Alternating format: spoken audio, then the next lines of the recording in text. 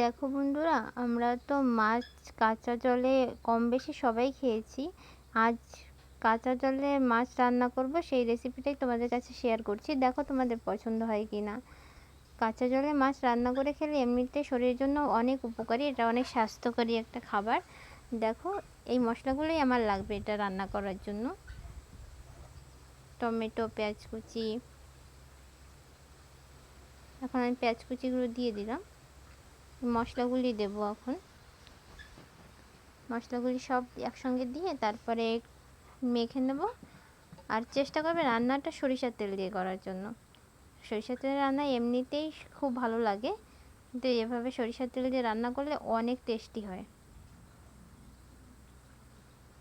স্বাদ অনুযায়ী দেবে, যতটা প্রয়োজন।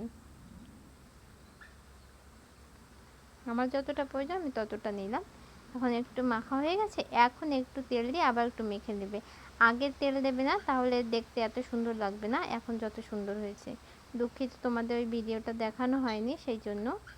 আমি কড়াইটা গরম করে একটু সর্ষে ফোড়ন দিয়েছি, আর সেই কারি পাতাগুলো দিয়ে দিয়েছিলাম। তারপরে মাছগুলো দিয়ে একটু উল্টে পাল্টে নিলাম। একটু যখন পেঁয়াজটা নরম হয়ে যাবে, তখন আমি এর ভিতরে টমেটোটা দিয়ে দেবো। একসঙ্গে টমেটো দিলে পেঁয়াজটা ভালোভাবে বয়েলড হয় না, সেই জন্য।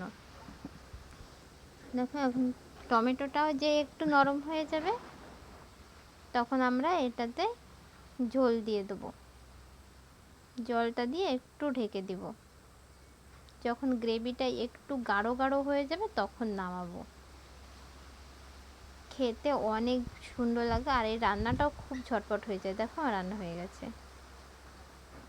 দেখো কত সুন্দর কালার এসেছে, আর দেখো গ্রেভিটা কত গাঢ়, দেখতেও কত সুন্দর হয়েছে, আর খেতেও অসম্ভব ভালো লাগে। আর এটা অনেক হেলদি ডিশ, অন্তত সপ্তাহে একবার খাওয়া তো ভীষণ উপকারী।